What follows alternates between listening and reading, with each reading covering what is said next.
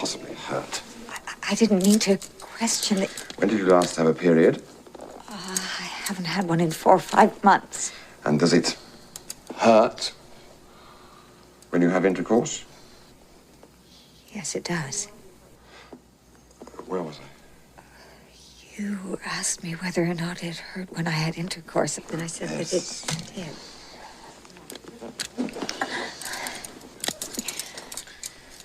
What exactly did you have intercourse with? What do you mean? Oh, I just wondered.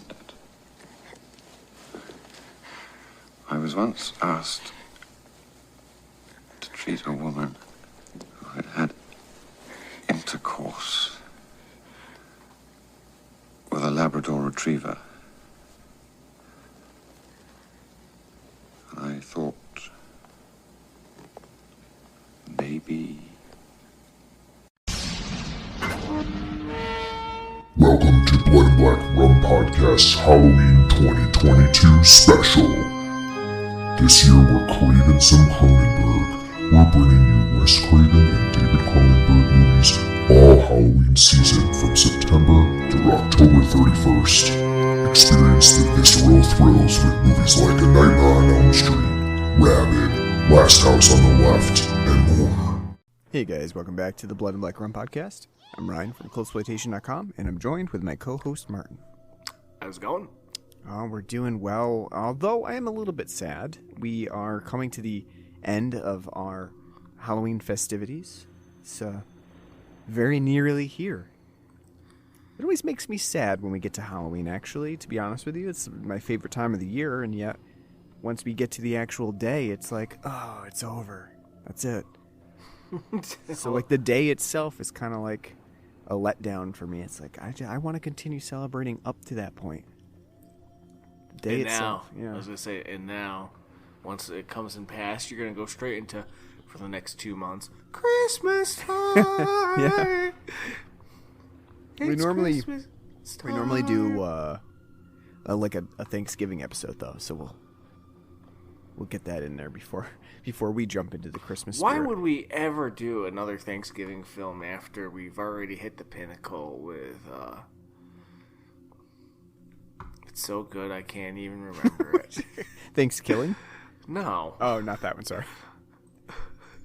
You mean the one that we did last year? The slasher movie, right? No, not that one either? What are you trying to think of, then? I'm not even sure what you're thinking of. Planes, Trains, and Automobiles? Dutch? Oh, okay, Dutch. Yeah. It's a great movie. I love it. I watch it every year. Such a bad movie. That's when you knew he was creatively bankrupt. Yeah, we got to figure out another Thanksgiving movie for this year. I'm starting to run out. It's like, well, I mean, there's not a boatload of movies. I was gonna say, John Hughes, should have done more holidays and just sticking to the classics. But there's always The Last Waltz and Alice's Restaurant. I'm not really looking forward to doing any of those. Well, it'd be kind of hard to review a concert film. I would think so. Just like, here they are, they're snorting more cocaine. I didn't enjoy any of the songs. All right, but what do we before we get into it, we got Thanksgiving's around the corner. We're jumping ahead here. It's not a Thanksgiving episode. We're still smack dab right in between Halloween, and we're still doing Craven Some Cronenberg. And last week, or our last episode, we did Craven. So that means we're on the Cronenberg again, and this is the final one. This is the final. We've gotten done with Craven. We're finishing out with Cronenberg. And perhaps for you, that might be a good thing, because you didn't really enjoy many of the Cronenberg movies that we did on the show this time around. I liked Videodrome. Mm-hmm. Thought Scanners was okay. Mm-hmm. Rabid, not so much. Mm-hmm. So. And we're finishing it out with one other one. And then I was going to say, with A Nightmare on Elm Street, that's Point for Craven, classic. Last House on the Left, thought was fun and enjoyable. Deadly Friend, I liked. I thought that was pretty underrated. You didn't really care for. Mm-hmm. My Soul to Take, not that good. Yeah. But seeing as we're gonna stick to the whole conjoined soul thing, Yeah. and today we're gonna be doing Cronenberg's Deadly Ringers. No, Dead Ringers. Deadly Ringers. Get the name right. You always bother me about monikers at the beginning of movies. I'm gonna stick to you and make sure that you get the name correct on this one. Well, seeing as I prefaced it, like you, is only right to botch the Deadly Ringers. No, the whole idea behind the name Dead Ringers. I mean, it's obvious why that they're dead ringers for each other. They look exactly identical. Don't you love the poster? 2 bodies, 2 minds, 1 soul. I don't know if I agree with that part of it. Jeremy Irons is 2 people. Yeah, right. Basically, that's what I should have said. Do you like Jeremy Irons? If you do, Yeah, then that was more rhetorical. But okay. I was saying, Sorry, my bad. do you like Jeremy Irons? Because if you do, this is a movie for you. Because there's 2 of them in here, and they Well, both get to act like assholes in some capacity. Well, I was gonna say, if it's like the late 80s, like, oh yeah, what a treasure. Now you're like, he's taken the thespian route of many of Great England's actors and just takes whatever shit they give him. You mean he's not doing things like The Lion King anymore? No, he's, being Alfred. Well, he was Alfred. He's not anymore, but, Yeah. But still, he did, just like Michael Caine before him, did a great job. But unlike Michael Caine, he was given some real shit to deal with. I mean, in this movie, he does still come across as, this is a pretty, well, I guess what I'm trying to say is, a lot of people call the horror genre, they think like it's sort of like a lesser genre, right? Like, especially with critics, horror has always been the lesser genre. Like, if you like, and it's what we call genre fare, like comedies and horror are kind of like genre fare. It's like, oh, you like those things? Oh, that's nice, but I like real film. And they say it like that too. I like real film. Yeah. And so... Well, it's true. I mean, we like real film. We like real film. Real film. Yeah. Like Crash. But, like, it's always kind of gotten shit, and especially for the Academy Awards and things like that, like, horror is just not something that is really recognized. Maybe to a lesser extent now, like The Shape of Water, Guillermo del Toro's film, won the Best Picture a few years ago. But for the most part, it's always kind of been given like, horror. You guys live over there in that corner. You weirdos, you sickos. And Dead Ringers is another one of those movies that, has kind of been pushed aside from the, from recognition.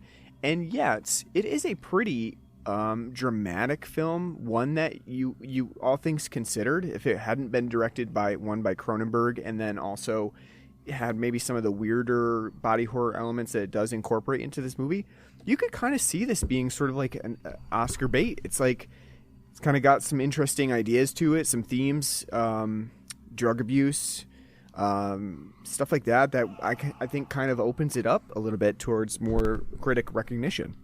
Kind of Basic Instinct-y. Yeah. But Jeremy Irons wasn't recognized for this movie, but he did get recognized after the fact, and a lot of people attribute his recognition in the Academy Awards the next year for his performance in Dead Ringers, because people saw Dead Ringers and they're like, wow, that was a really great performance. Like, it was groundbreaking. He's 2 people at once. And he didn't win for that, but they were like, wow, he did a great job, so let's recognize him for another movie that he's in this year. And then he ended up winning. So, like, it is a movie that I think would lend itself to viewers that aren't traditionally into horror or Cronenberg's, like, body horror output up to this point. I think that it's a pretty, it's an easier film to get into for viewers who are looking for like more drama or more suspense, thrill type elements than just straight up horror. And it's definitely a thriller and not a horror film. Mm-hmm. It's also like a slower burn film that like Oscars tend to really like, and it takes its time getting there, and it employs a lot of unique ideas and concepts, and also technology as well. Because at this point, the whole having one person on screen twice wasn't really done too much at that point, and unless you're Peter Sellers, right. But here they basically accomplish that throughout the movie. It's of having two Jeremy Irons on screen at the same time talking to each other, and it was pretty spectacular. And if you look at IMDb, you'll see that some of the trivia immediately points out that they used computer-controlled moving matte photography to capture this. So, it's a really interesting aspect to the filmography of Cronenberg, not only doing this type of storyline, but also doing this experimental use of Jeremy Irons in playing two characters. I think it's kind of it's something that we don't probably think too much of now, like looking back, like, oh yeah, they put twins on screen all the time and it's one character. But back then, it was definitely a lot more difficult to accomplish. I think this film is the reason why in the early 90s, especially with sitcoms, you had a lot of twins on there portraying one person. Mm-hmm. Instead of Jeremy Irons portraying two people, it's Mary Kate and Ashley Olsen portraying. You think it inspired them? They're like, yeah. Hey, we saw this movie Dead Ringers where Jeremy Irons' character, he plays twins, but like they just, swap each other out. Like, hey, you banging that chick? Swap me in, man. Yeah, I think that's what Dave Coulier said to John Stamos when they were pitching that idea. That's right. Get get two kids in here for the, we'll pay him for one salary, but get two kids in here and they'll take turns. No, that was more so, I think, probably because they had like acting. You could only work so many hours, right? So it's easier to have two kids in because there's like, that kid's been working for 6 hours now. We're coming up on the deadline. Swap him out for that other kid and we can keep filming. Get a fresh baby in. Yeah. Get that other kid in here. This one shit its pants too many times. Mm-hmm. Oh, Mary Kate, stop shitting your pants. That's why everybody liked Ashley better on set. Everyone knows Elizabeth is now the favorite Olsen. That is true. That's true. All right, before we get into Dead Ringers too much here, let's take a break and talk about the beer that we have on the show today. Because it's a special beer. Special. Anytime we get this brewery, it's kind of a special circumstance. And we always like to point it out on the show. So what do we got on the show today? We have our local favorite, Mm-hmm. Fidens Brewing on today. But this time, it's not one of their very well-heralded IPAs. It's a brown ale that they did. And it's called Liam and Me. And it's not just a brown ale. It's a brown ale with coffee. That's right. Oh, and when we cover beers, especially like ones that are fairly local, I always get a little worried about people like listening on the other side of the country or something. They're like, "What is this brewery? I've never heard of it before. We don't even get it around here." But now I'm starting to think with Fidens, like maybe people are knowing, in California, they're like, "Yeah, Fidens. I hear a lot about that brewery." So if they do, that's pretty cool, and I think that is a testament to the quality of beer that Fidens puts out. For being such a small brewery, it's really got amassed like a huge following and truly all across the country. It's people are getting this beer shipped to them. Yeah, I just pulled up an article from 2021 from hopculture.com. Hype is real. Fidens is the best brewery you've never heard of. Right. So I do think that in some circumstances, the right person listening on here hears about Fidens. They're like, yeah, I know that brewery. I've been tracking them on the Facebook group, and I'm getting a shipment in pretty soon from a mule. And we are lucky enough to live in a close proximity to it. We're an hour away, and I actually haven't made my way out to the brewery at all. You're a busy man. I got kids. I don't have a Saturday morning to run out there and grab beer, but Oh, neither do I. I work. I have to go to the dump every Saturday, so it's either go to the dump or go to Fidens. So It's, gotta get that garbage out. We've had maggots twice this year. I can't afford it again. But yeah, we got the brown ale on the show today, which is something that we've really been interested in is checking out Fidens, because Fidens is super well known for their IPAs. We've had a couple on here, and like that's their staple. They do IPAs, like Citra and various other hop elements to them, and namely NIPAs too. Like they mostly do like hazies, but they have occasionally branched out to different styles of beer, and this one in particular, the Liam and Me, stood out to me because it was a brown ale, and I've never seen them do. I've seen them do stouts before. I've never seen them do a brown ale, and that was really interesting. So yeah, you gotta say usually they do like if they have like a release, it's usually like 5 beers they release weekly, and like it'll be like 4 different types of IPAs, and then like a stout or something different. Yep. They had that. I think then they just recently also do like a rice lager.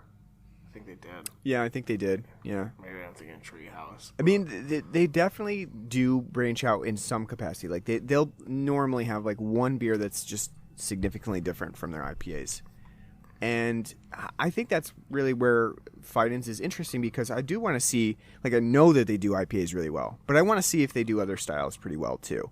So that's why I'm always kind of like, yeah, I'll grab a bunch of the IPAs, but then let me see that one that they've just put out that is not like their norm.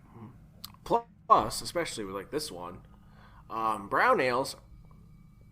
All right, at least in these parts, I can't say that you really see anybody doing Not too bothering often. with a brown ale anymore. After Newcastle went the way of the dodo around these parts, Yeah, it's- not too It's often. a hard find. It's a hard to find one these days. Sure. Yeah. Yeah, I mean, and so that's why I wanted to grab this. And our friend was kind enough to mule us back a whole bunch of them, like probably 5 or 6. And that was great to have. And we've saved this one for the show. And what do you think? What do you think of this brown ale with coffee? I like it a lot. It's 7.5. You don't taste that 7.5 at all. It's very good. The coffee flavor is very strong, which I like. And it's like a nice, like artisanal coffee to kind of say. And I don't want to sound too bougie and snobby, but it is. It definitely doesn't taste like they crammed some chock full of nuts in here, or Folgers or Maxwell House. It definitely tastes like a hint of Death Wish or Utica Roasting Company. But no, it is really nice, the coffee flavor. It definitely has like nice chocolatey notes to it. Definitely slightly biscuity, caramel. It's a well-rounded beer. Very easy to drink. Very smooth. I like it a lot. I think it's really well balanced. I think the one kind of thing that's kind of meh for me is I would like to see the mouthfeel kind of be a little bit stronger, because it's a little watery. Not saying it has to be like hard, like as big bodied as like a stout you would expect of like that kind of ABV and flavor profile, but I think if it had a little more mouthfeel to it, a little more heft, it'd be better. But it's still a very good beer. I like it a lot. I like that they did it. I would like to see other breweries, kind of do brown ales, because it's a great, easy, fun drinking, easy drinking style that has been ignored greatly over the past 5 years. So I like it a lot. Yeah, I like it a lot as well. I think that this is a pretty solid brown ale style. What you get most out of this is really the coffee flavors, because the coffee is very strong, but in a good way. It doesn't have that very artificial flavor that some coffees can take on. This one, it definitely tastes like a nice cup of coffee.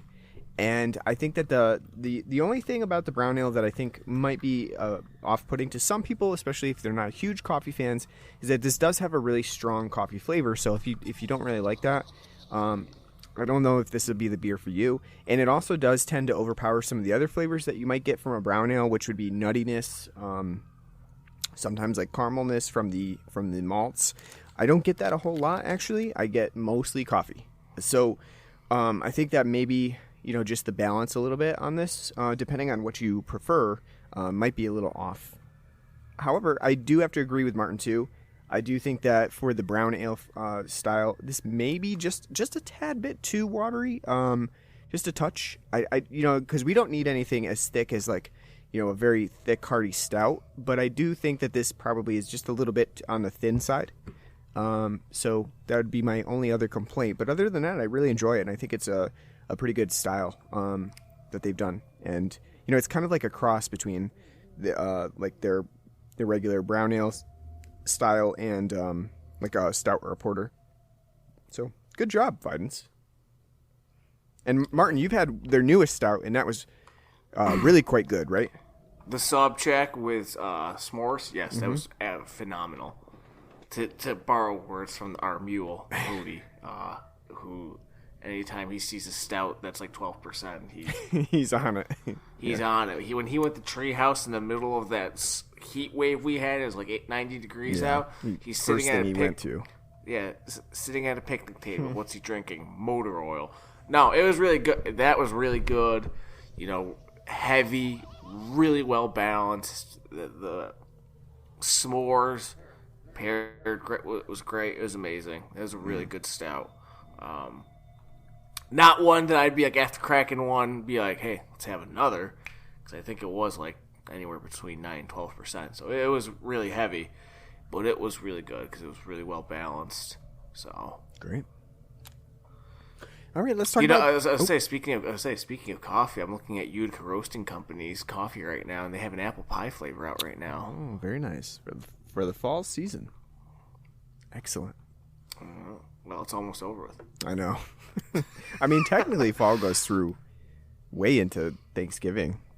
All right, you know what? And summer goes until the end of September. But when's the ending of summer? Labor Day. I don't make the rules. We just follow them. All right, let's talk about Dead Ringers, or its Deadly subtitle. Ringers. Yeah, Deadly Ringers, or subtitle. OBGYNs do questionable things. How the creepy gyno porn genre started. Absolutely. This movie is very strange and unique as a storyline, and I know that it's based on a book by Barry Wood. It's based on a book called Twins. I don't know, though, if all of the things that are in this movie come from the book, or if some of those things are infused by Cronenberg. He did co-write this with Norman Snyder, and it's obviously, like I said, it's based off of that book, but I'm not sure if all of the ideas and elements come from that book, or if a lot of them are from Cronenberg himself, because they do seem to be Cronenbergian, for lack of a better term. But it's definitely a really unique and odd movie.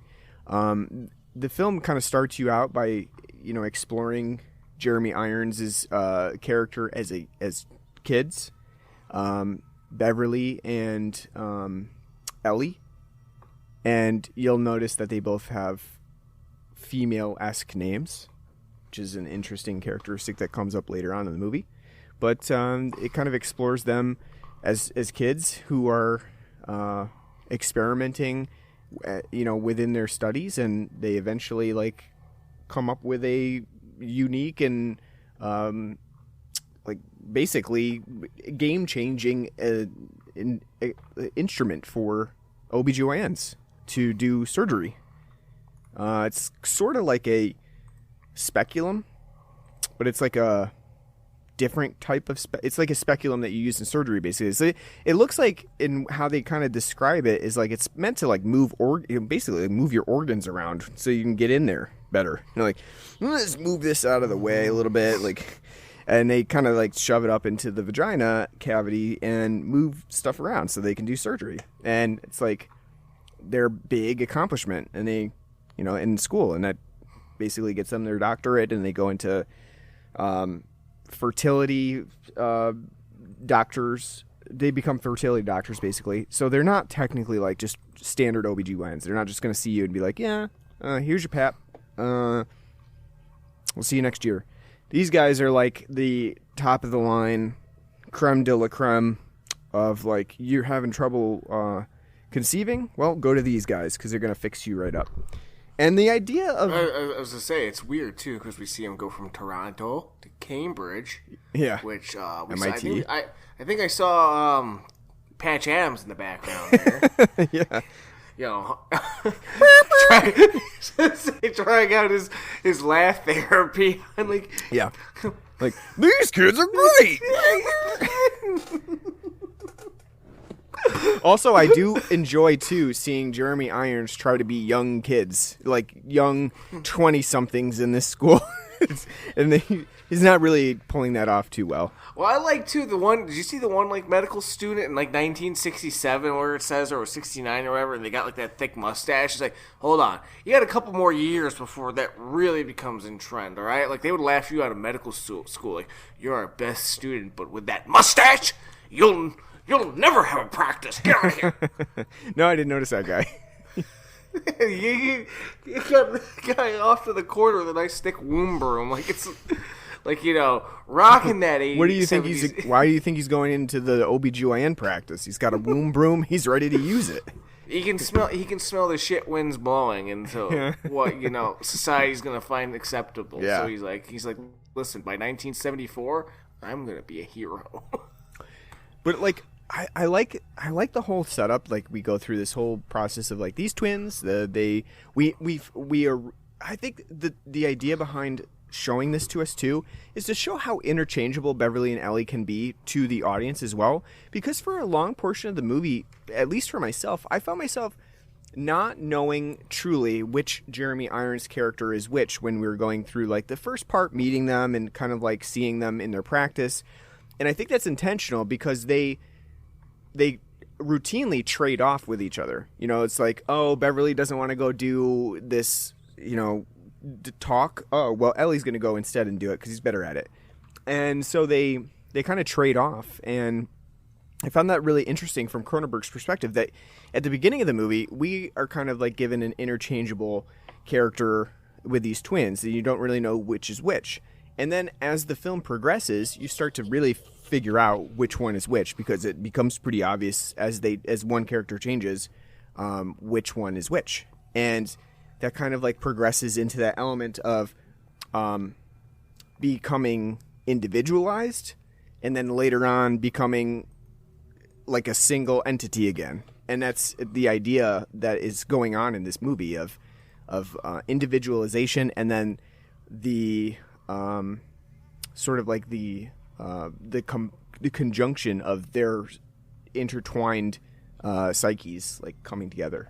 It's really quite a creative storyline from Cronenberg.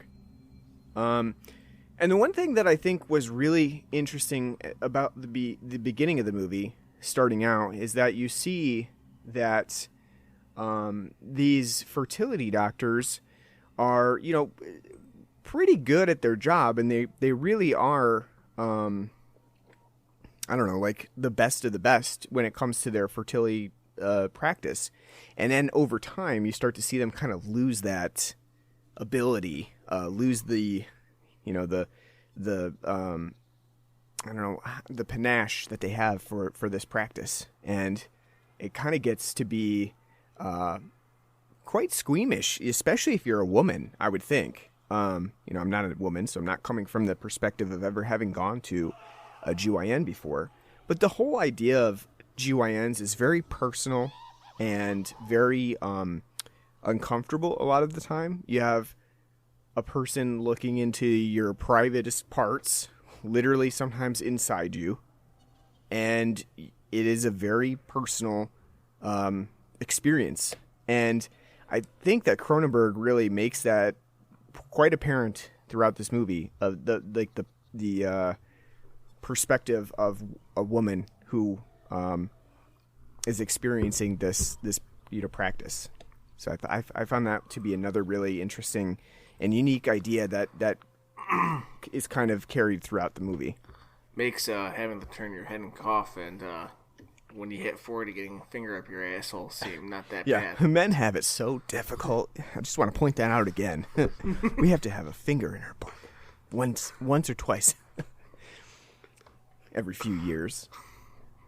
Women definitely have a worse time of it, especially since this, GYN visits are at least every year, potentially sooner than that. And this film kind of I do think that I like that Cronenberg does a good job of showcasing that it's very uncomfortable, and he's like, the movie does not have a lot of what you would consider like Cronenberg body horror elements to it. It has a few. It has a couple of moments that you see like specifically body horror gore, but it does have the idea of body horror throughout with the GYN practice of things that your body has that are either you have to get treated or things that are really weird, because the movie centers around Genevieve Buchholz's character Claire, and when Jeremy Irons' twins see this woman, they're like, wow, you have to go check out this woman's fucking uterus because it's so fucking weird. She's a mutant. She's a trifricate. Which basically means she has 3 openings. And they're like, go look in this woman's vagina and go see this. It's amazing.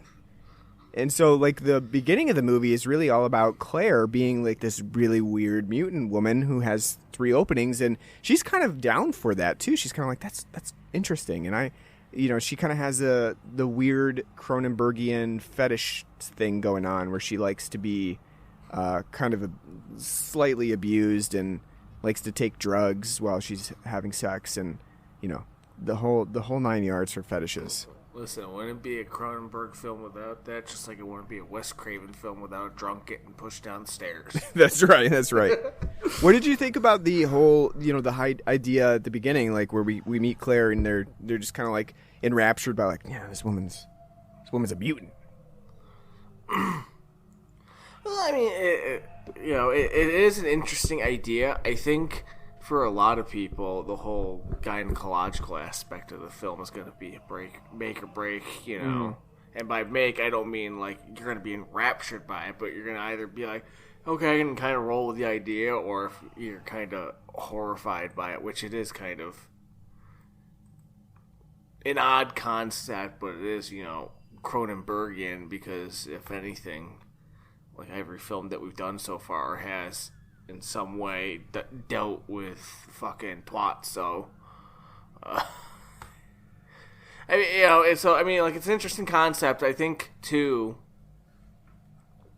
I don't know. I'm having a hard time putting it into. You're having a hard time processing it, right? Well, I mean, I do think too. This movie is definitely going to be something that people will experience differently, right? Like for us as men, we're gonna experience this quite a bit differently. Still, there's a very cringeworthy scene for me when he's shoving that instrument up into this woman who he's examining. Like this is after he's kind of gone on like a drug binge, and he's not really in his right mind, and he's shoving this instrument that they've created up into this woman, and she's like, oh my gosh, that hurts so bad. And he's like, it hurts? This does not hurt. And it's very uncomfortable. The woman, the actress does a great job because she's she's selling this, that it hurts. But also too being polite about it, like sure. because I'm sure if that got shoved up my ass or something, I'd be like, you fucking asshole! Mm-hmm. Like, what are you doing? She's like, yeah, that kind of hurts. And he's like, what do you mean that fucking hurts? The only other time that somebody said that hurts is, to me, is like somebody who fucked a golden retriever. Did you fucking golden retriever? Yeah, I know. And then after, like, because we're watching and we don't really know what this instrument does, right? Like we know that they designed it and we know that it's for surgery, but we really don't know. So like he's using it, and then later on he consults with his brother. And he's like, you use this on her exam? He's like, Well, yeah. they show it because that's the thing that gave them the accolades of the war that they invented. But I mean, it's when he uses it during the work on the cadavers, and we get to see him at Cambridge at first. The doctor's like, "Yeah, that may work on a dead body, but that's not going to work on somebody who's actually alive." Yeah. Nice try. Yep. And I mean, like, to be honest with you, this whole idea seems like Cronenberg saw speculum for the first time, and he's like, "Dear God, they use that on women regularly in the office?" And then he just came up with this more absurd idea of like there's a surgical instrument that they've designed that's like a speculum, but it's worse. It basically moves stuff around in there, like stuff that you just generally don't have moved around in there. It moves it around. That's kind of how I picture this device. And so hearing that from the brother, like, you use it on her exam, like, of course it hurt. It's meant for surgery. When they're like, out, they're not conscious. It just makes that even cringier. And I'm not a woman, so I assume for women that's like, whew, a really shiver fest for them. But like I said, I think that people are going to experience this movie a little bit differently. The same idea too, the concept of Claire as a character, I think is pretty interesting because she's an actress and a woman who has gone to the OBGYN, finds out she's a trifricate, and she's like kind of excited. She's like, well, does that mean that I can possibly have like triplets? And they're like, no, you're not going to be having any kids. You're a mutant, and you're not going to you can't have kids. And so, let's say not only that, I'm surprised they didn't throw in too, because I mean she is old in that, in this. I mean not old, but I mean she is an older woman. Yeah. So I'm surprised. Like, listen, ma'am, listen, you're over 40. You're lucky if a man looks at you anymore. Right. Like first of all, this would be a geriatric pregnancy, risk of all kinds of developmental issues. Not only that, you're also a mutant, so. You won't be having kids. But no, I mean, I think again that concept too is also traumatic for women to go to the OBGYN. You think you're like, oh, I'm going to have a normal exam, like everything's going to be fine, just get things checked out down there, and then find out, oh, no, it's not normal, and you cannot bear children. And like the movie does make a very specific mention of the fact that she is what you call mutated, like a mutant. Like normal people do not have this trifricate development of the uterus. And so I think, like, again, that's another weird perspective from Cronenberg on body horror, that sometimes your body is fucked up and still works. You could still live a normal life, but parts of your body are fucked up. And I think that's something that makes Dead Ringers really interesting and has a lot of, gives it a lot of themes. Like, this is a movie that is pretty much full of theme because it is so slow burn, and, it's not like wham bam, here's a bunch of gore and body horror stuff, more like Videodrome. You get a lot of slow burn, dramatic elements to this movie. And it's first and foremost a movie about drug abuse too. Because, for a lot of the film, and you've watched this more recently than I have, which is the one that has the drug abuse first? Beverly. Beverly is the one that kind of gets in with Claire and starts taking drugs, and they've always been very specific not to take drugs because they don't believe in them, but they do take like pain medication because pain is unnecessary. And it's primarily a movie about Beverly's drug abuse and dealing with that, and especially as a provider, as a doctor. And for the most part, like, if you cut out all the other weird stuff, it could just be a movie about drug abuse. Like, this doctor kind of succumbs to drugs and loses his practice, right? But it's more than that. There's a lot going on. what did you think about the whole idea of drug abuse that crops up here with Claire and how Beverly and Ellie kind of deal with that? It's a nice little twist. Very 80s though, of like, because at least in the time frame of it, because it seems like he goes from coherent doctor at one point to junkie the next night after like taking a couple of pills, like the time lapse on it. The time lapse on it is doesn't make the most sense, but it's kind of nice. Nice little twist, because for the most part, when we first get to interact, like at first, when we get to see them for like the first 15 minutes, it seems like they're both, they're identical twins. They're the same, But as they start to interact with Claire, we get to see that Elliot, the older brother, is more of a sociopath. Right. He's very self-centered, very, Right, which is why he's always the one that does all of like the public speaking and the, all of those types of things. The grandstanding and looking for the accolades, because that's what he craves, and he kind of revels too, and like because Beverly, the younger brother, is more timid, more shy, more introverted. And, he kind of gets off on the idea of, like, at least Elliot does, gets off on the idea that, because he's more charismatic, because, he is sociopathic and, sees himself as, better, he gets off on the idea that he finds these women and he takes them first and then passes that experience on to his brother to then, like, toil in afterwards. And then gets a kick on the fact that he wants his brother to explain the experience to him because they're identical twins, they're connected, Yeah, that idea in Dead Ringers is that they all always experience the same thing, right? So it's like Ellie has the first experience, then passes it on to Beverly, who has that experience, and then explains it back to Ellie, and they had the same experience.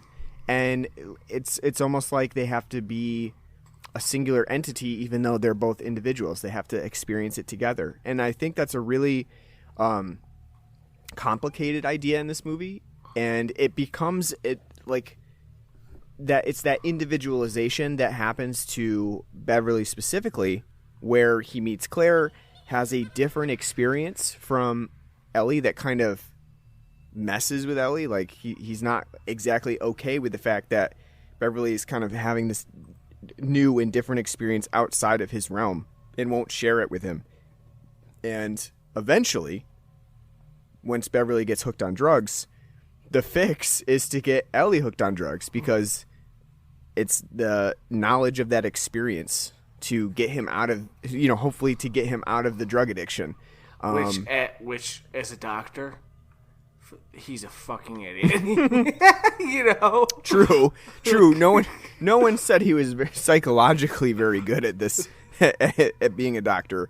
But yeah, no, I mean, I think it's a really interesting idea about individualization, especially with twins, individuality in general. The idea of shared experience and, what that does. And not only that, but like how the end of the film kind of draws another, another comparison to Siamese twins who literally experience their life together with another person, because the film keeps coming back to the Siamese this recounting of Siamese twins who inevitably end up dying together. And which makes me think, especially too from the intro that we get to see, that nice, medieval, Shakespearean style paintings, that they were actually Siamese twins. That's why they're so connected and kind of referred to it. Yeah, and he has that dream where they're connected, which is pretty much the film's only like real body horror element of like that connection, Siamese connection together. I don't know, like you said, I'm not sure if that's just an implication or if that was truly meant to be what Cronenberg was getting at, but I do think the end of the movie kind of draws it back towards that. Like, whether they were really Siamese twins or not, the singular entity that they become, is what happens towards the end of the movie. They both experience the same things, and it leads to their deaths. And they literally cannot live without the other. There's a symbiotic relationship going on there that is... And the film also kind of brings up these interesting allusions to the fact that, is there incest here? Is there a form of incest going on? Is there like a homoerotic incestual relationship because of their like feminine names, and the fact that Claire brings that up at one point? She's like, "Oh, you're both, you both have female names," and that really drives Beverly off the edge. Like, he like kind of freaks out about that, and I'm not sure if that was intentional or what is going on with that, but there is also that question of two grown men living with each other, and sharing women, and at one point almost having a threesome together. Like, is there an incestual relationship going on there? Very weird things going on. I say the way that they were dancing, and they're kind of like, with Elliot's girlfriend or whatever she is to him, and as Beverly's kind of like dancing with her, he's coming up from behind, and so they're like, sandwiching this poor woman. Yeah. And, can you imagine though being Carrie in that situation? The girlfriend? It's like very, very strange. Like, but she's kind of on board with it. She's like, all right, 2 for the price of 1. All right. It's just for her too, that's a weird dynamic. Like, these two live together, and she almost like trades them off too, because there's that one scene where Beverly's in the bathroom, and she's like comes in, and she's like totally like just got a robe on but completely naked underneath, and she's like, "Are you gonna use the shower?" Kind of like sexually. It's a really weird dynamic that they have going on in this shared apartment. What do you think about the mutant surgical equipment that Beverly has built by Stephen Lack in this? Stephen Lack's like a metal worker. He's like an experimental artist who's building like these metal art pieces, and he goes to this guy because he's the only one that would understand, in quotes, what Beverly's trying to do with this equipment. What do you think about that? It's like it's one of the few like Cronenbergian connections with this film, like with like the dream sequences, like the 2 like dream sequences that Beverly has where he's having a nightmare, and you get a little bit of the body horror, the kind of shapes and look of these surgical tools that he has made is very Cronenbergian too, because it's very sleek and horror-esque. Yeah, they're like chunky, and like they're all like really things that you would not want to have inserted anywhere. Don't insert it in any of my holes, is what I'm sure people are thinking. But the one that it keeps coming back to is this like finger needle thing that like has like a almost like a I don't know, like a hydraulic mechanism to it, and it's pretty strange. And he actually uses it on someone, and like, you could have killed her. We had to stitch her back up, and they're allowing us to remain at the hospital if we never practice here again.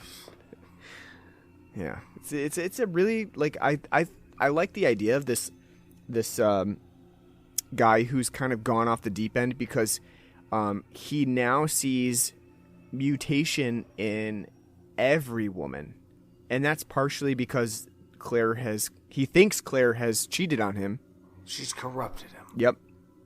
And so this mutant woman has corrupted him, and so now every woman has something wrong with her, and so he builds these mutant instruments to correct it.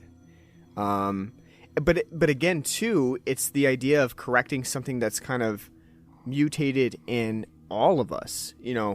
Everybody has something, like has a mutation inside of them, whether it be physical or mental. And for Beverly, you know, he has a mental mutation. He's literally mutated from being a very smart, very prestigious doctor to a drug addict who is being kicked out of his hospital practice and really won't have anything to do with medicine anymore. And I think all these ideas are really interesting, especially for me being in medicine. I think the whole idea of the GYN practice and stuff is really cool. And I think Dead Ringers is a slow burn. It's something that probably people want to watch. You know, like, no one's going to say, like, I'm in the mood for something really interesting. Pop in Dead Ringers. Like, it's something that you have to really be in the mood for and want like an interesting, thought-provoking movie. But if that's the case, then I would recommend Dead Ringers as another movie that's sort of in the wheelhouse of like thought-provoking suspense, or what I think people call movies now, like what do they call those? In like heightened horror, or It's a new term. They call it like heightened or elevated horror, because it's the term for like the A24 movies that are like a little bit more thought provoking than just like regular slasher movies. You know? I would say too, when it comes to like why you want to watch this movie, Jeremy Irons is the reason to watch this movie. Absolutely, he is the whole fucking show in this movie. And no offense to his counterparts in it, but it literally is the Jeremy Irons show. It's a one-man play. Everyone else is just there to be props. And, you know, props to him too, because I'm sure that this part was very difficult to do. You know, it's easy to watch it and be like, oh wow, great, but he literally, you know, he's performing by himself or like with someone else who's just reading the lines like, yes, and then Ellie says, you know, something like that. It's very impressive to see him put in such a performance, and yet he's the only one doing it. You know, there's no Jeremy Irons on the other side delivering the other lines for him. It's just Dave Cronenberg coldly reading. Yeah, right. Reading the lines off to him. And then Ellie does this. Then Ellie does that. Yeah, no, it's a guy with a nice thick Canadian accent reading off the script. How about this? Speaking of accents, Jesus Christ, this man's born Toronto. These twins are born in Toronto and go to school in America, and he's got this nice, thick English accent. I know. I was thinking that too. Like he belongs on the BBC. Like, yeah, where did that come from? Where did you pick that up from? They should have had like a part, because when we see like them in the beginning as twins walking around, like maybe they just moved into town from, you know, Britain. I know. Yeah, there's nothing really to explain it. It's just like, we got Jeremy Irons. Jeremy Irons has an accent. You'll put up with it. Right. What did I say? What did you think too about the whole opening with the twins walking around and being like, the only reason people have sex is because fish have sex in the water by laying eggs, and we have no water, so we gotta thrust and bust. I mean, it's kind of interesting because, you know, it does set up the whole idea of them going into this practice of, you know, seeing, well, I mean, I guess one of them does, right? Seeing women for their biological processes rather than their sexual, what they can provide sexually. Except Ellie does, you know, that's sort of the thing that is really kind of grody about Dead Ringers, is that he's actually like seeing these women into practice and then, you know, bedding them down. It's like, I would think that, you know, as an OBGYN, there would be definitely a line where you cross where you're like, I just saw this woman has vaginal fungus. I'm not really interested in pursuing that sexually, right? Like, you have to put a fine line, because otherwise, like, you're looking at, you know, all kinds of weird issues, you know, with a woman in her. I almost feel like that'd be like automatic. Like, I mean, it's not called like it's not called this, but like disbarment. Like, you know, like in the law profession, sure. you think like that'd be like right up there. Like, hey, by the way, ethically, I don't know, gray area. But I do think that there's probably some issues with that. Like if that ever found out, like, hey, out of the 150 patients that you see, I see that you've had sex with about 100 of them. Yeah, be a little strange. No, and I think that's why this movie can be such a nightmare for women, because not only does it, do you have like these really awkward and disturbing GYN visits in the movie, but you also have that distrust of your male gynecologist, of this guy who's supposed to be there for you, for your health, and yet he's on the side trying to get with you. Like that is definitely a thing that I think women think about especially when they go to male gynecologists. Like just think about that. Like you're going to a male gynecologist who's literally going into like your most private parts, and you're trusting that they are like not going home and saying like, oh, this lady with the big vulva, here, or like, whoa, you see those hooters on that woman, like in the gynecologist's office. You're trusting that this guy is not just going to be like your normal guy, right? So I think this movie is a nightmare for women. As I said, not only that, I think the fact too that we see Elliot, he wines and dines and beds them first, and then passes them off to Beverly. When Claire finds that out, like the disgust and horror, like that's a rape. Mm-hmm. Right, because it's ultimately her not knowing that it is a completely different person. And I do like that scene where she's in the restaurant and knowing, like, right away, she's like, I know which one is which, and I know which one I was with, because you can immediately tell they have Jeremy Irons looks the same, but he has different styles when he's Ellie versus Bev, and different acting. And again, that's a testament to Jeremy Irons, that when you get further into the movie, you can tell which is which, because he does such a good job staying in character for both of those characters. But that's a really great scene where she's like figuring out, like, I know it was both of you, and she's completely disgusted and throws the water in Bev's face. Not only that too, we get to see her, when she first meets Beverly and they kiss and stuff, and the way they kiss, she's like touching her lip, like, and the way like he held her, he's like, that's not the same as right as the night before. Yep. And there's it's I do like that too, when Bev first goes to the apartment and he shows up and she's like, wow, last night like was so amazing. And he, he's kind of got to live up to that. I really like that moment where he's kind of like, oh, she's like, what did you do to me? He's like, I don't know, like, normal stuff. Tied you to a bed and put some forceps onto the the surgical tubing. Then I tied you down. Yep. That's pretty much all I got for the movie. Anything else you wanted to add? I think that's about it. All right. So, this is considered a top 10 Canadian film of all time, by the way. Oh, is it really? Yes, it is. That is interesting to me. Like, Canadians are like going out of their way for David Cronenberg. I know that Cronenberg is, Canadian, and they are very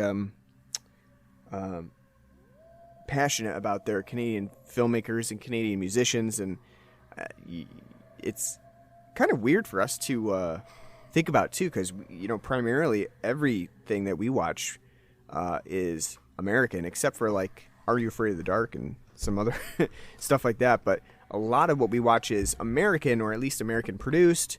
We might film in Canada, but we're like, yeah, we film in Canada because of the tax shit, but it's American. But like for Canadians, primarily a lot of what they watch is American with a smattering of Canadian. It's kind of backwards for us. So I guess it makes sense that you would really hold your Canadian filmmakers high, and I just think it's interesting that Dead Ringers is that movie for them. Top 10. It's in the top 10. I haven't heard of a single other one of these films in this top 10, though. Oh. Well, there you have it then. That's why. The other ones are... All right, so on a scale of 0 to 10... Danuta! What would you give Dead Ringers. Such a ridiculous name. I give it a 7.5 out of 10. It's a really enjoyable film. I liked it. It's an interesting concept.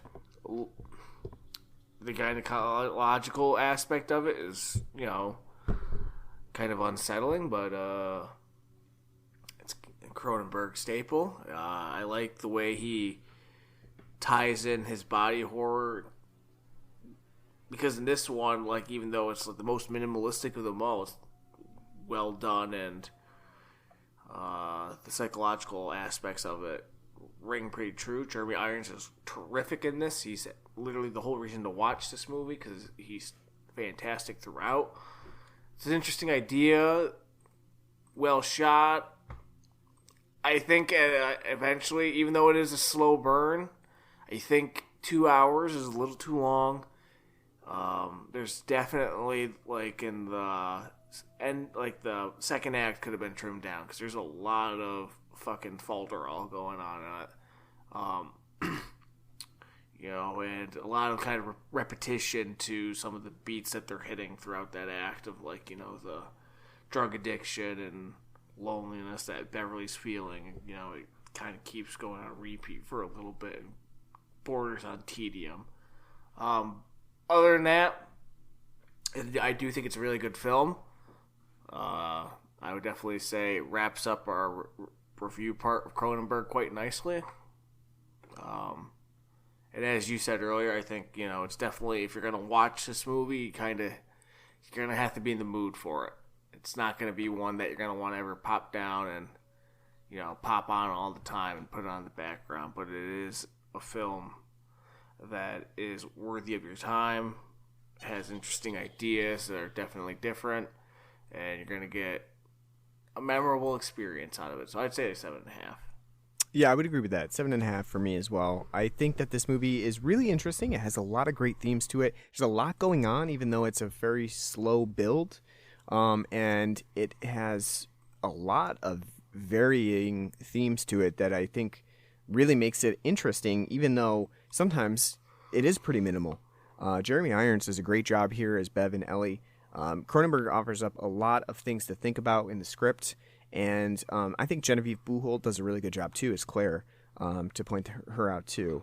I think that the movie doesn't have a lot of outright body horror elements to it, but if you think about it, a lot of it is very horrific and disturbing, especially for women, with the gynecological aspect to it, the ethical issues with Jeremy Irons' characters. I think that this is, it's intrinsically horrific to the body, thinking about the body, thinking about the potential for mutation in your body that you may have and not really even realize it. All of those things are like body horror that is just not on screen or not explicit. And I think that, that's really interesting to me, because just before this, we got a lot of explicitness from Cronenberg with his body horror. Here, he's kind of taking it a step back and doing a more thought-provoking body horror idea. So I think that this movie does a really good job with all of that. Like you said, I do think it runs a little long. 2 hours, a little bit too long for this. I think it could have been cut down. Probably an hour and 45 minutes would have been sufficient. I think that there's like a lot of some meandering throughout the second act. The quicker we get to that third act, where it kind of devolves into craziness, I think the better. So cutting a little bit of that out would have been fine. But I think the movie does a really good job with everything else, and I do think that it does need some time to build on those themes that it has, and that are playing out in this movie. Just maybe not to the extent that it is in this movie right now at 2 hours. And I don't think, this isn't a movie that you're gonna just be like, let's throw Dead Ringers on. I love this movie. We're gonna, I've seen it 40 times. It's not one of those movies. But it certainly is a good movie, and I do recommend watching it because I think it's one of Cronenberg's better movies and thought-provoking thrillers. All right, so that's Dead Ringers. We have one more episode in store for you before Halloween is over, because we're going to be covering Halloween Ends for the next episode. Halloween Ends. We end the trilogy from David Gordon Green. Which, And is annoying because, again, the last film, they tagged it as Evil Dies Tonight. Well, you can't have a third film if Evil is supposed to die that night. well, I guess we'll see what happens. And again, I have not really seen spoilers for this movie. I didn't really watch trailers about it. I didn't really, get a storyline. I don't really know too much about it on purpose because I don't want to know. I just want to go into it not knowing too much. I do know that the majority of people haven't liked it, and we've kind of been holding out. I did want to try to go see it in theaters. Looks like that's probably not going to happen, so we're going to watch it on Peacock. But I now seeing all of the negativity around it, and also thinking about how much I really didn't enjoy Halloween Kills that much, I'm not super excited about it, but I will check it out because I have to. I have to see what happens. Listen, if you made it through 6, you can make it through this. That's true. That's true. Are you going to try to watch at least Halloween Kills before you go into this one? I'm going to try. I'm going to try as well. Like, I don't really feel like I need to watch Halloween again, like, 2018 one. I do think I need to watch Halloween Kills because even though I just watched it, I don't really remember it that well, and I think that's because I kind of lost interest in it. I remember we did our episode and we didn't like it. I remember Iron Lady because that's always been a meme, but I don't remember a whole lot about that movie, so I think I need to watch it again before I watch Halloween Ends. Since this episode is going up late too, I'm not sure exactly when we're gonna have that episode done, but it will definitely be before the end of Halloween. So just keep an eye out. Probably, maybe this Friday. I don't know, but we'll see. All right, so that's it for Craven Some Cronenberg. I think you pretty much already ranked like your films, like in the earlier part of the episode. But I guess to go over it again, and I don't know if that we really need to compare Craven and Cronenberg together, but I'll go over some of my favorites because you kind of already did yours. So, from Craven, the first one, A Nightmare on Elm Street, of course, love it. That's again, like you said, a point for Craven there. My wife has kind of been disparaging A Nightmare on Elm Street because she kind of watched it with me, and we're divorcing, so you won't take any John Saxon dislike. that's in that right. household. That's right. We won't have that. I already have the paperwork ready. Let's see, what else did we do? The Last House on the Left, I thought was okay. Not his best work, and not as what I think people, not as groundbreaking as some people have said. But I thought it was okay. Then we did Deadly Friend, which I really did not care for that much. I thought it was all right, but like the themes are all over the place. The mood is all over the place. Occasionally it's like a family sitcom almost, and then other times, goes straight up horror. It was kind of all over the place. So not really for me. And then we did My Soul to Take, which again, not a very good movie. And it sits really in the same vein for me as like Cursed, another one of Craven's later output, which just were not really good movies in my opinion. Too many jump scares for you. Yeah, exactly. just a very, very like modern-esque horror, and modern-esque, I guess, in the 2000s era. So for Cronenberg, we did what was the first one we did? Rabid, that's right. Rabid thought was okay. Liked it more than you did. I don't think it's Cronenberg's best work by any means, but I thought it was fine. Then we did Scanners, and I like Scanners. I think it's a pretty good movie. Again, not Cronenberg's best work, but a pretty good movie, and it has some good body horror to it. So pretty good there. Then we did Videodrome. Love Videodrome. It's one of my favorite Cronenbergs. I think maybe one of his best movies. Great body horror to it. James Woods still a dick, but in this movie does a pretty good job. So love Videodrome. And then Dead Ringers, I think, is a really good movie as well. Would definitely recommend to others. Very weird, very Canadian. check it out. So that's a rundown of our Craven Some Cronenberg. Hope you enjoyed it. If you did, let us know what we should do for next Halloween. I'm almost thinking it would be kind of fun next Halloween to forego movies entirely and do like anthology episodes or like Halloween episodes of shows. So like Halloween episode of Hey Arnold or something. I was just about to say that. God damn it! Like stuff like that would be kind of fun to tackle. I would love to see Maurice LaMarche play the guy that's supposed to be like Orson Welles. We might even be able to do like more episodes because they would probably be shorter, right? Because you know if you got a half-hour TV show or something and you're doing a show on, we could do do like the 20 new Are minutes. You Afraid of the Dark? Yeah, or you could do like terrible. 3 in an episode or something like that. You know what I mean? I think that would be kind of fun. So, thoughts for next Halloween? You can let us know at our email. bloodandblackrumpodcast@gmail.com. Your way, a lot could change. That's right. So with that, because he said that, a lot can change. We are going to end this podcast, and I'll let you know where all of our social stuff is. We are on pretty much any podcasting app that you can think of. We're on Google Podcasts, Apple Podcasts, Stitcher, our home base at anchor.fm, Good Pods. Wherever you listen, leave us a nice review. We really appreciate that. We are also on Facebook and Twitter. Just search for us on there, Blood and Black Rum Podcast. Type it in. We have our email address, which I said before, bloodandblackrumpodcast@gmail.com. And you can also send us some money on our Patreon page at patreon.com/bloodandblackrumpodcast. We'll use that for beer. Don't worry. Get new beer for the show. So thanks in advance. Thanks for listening to our Craven Some Cronenberg series of episodes this Halloween. Hope you had a good Halloween with us. Appreciate you coming out. And if you're still hankering for more Halloween episodes, we have like so many. I don't even know how many we have now, but I'm going to guess at least 20. At least 20 Halloween episodes.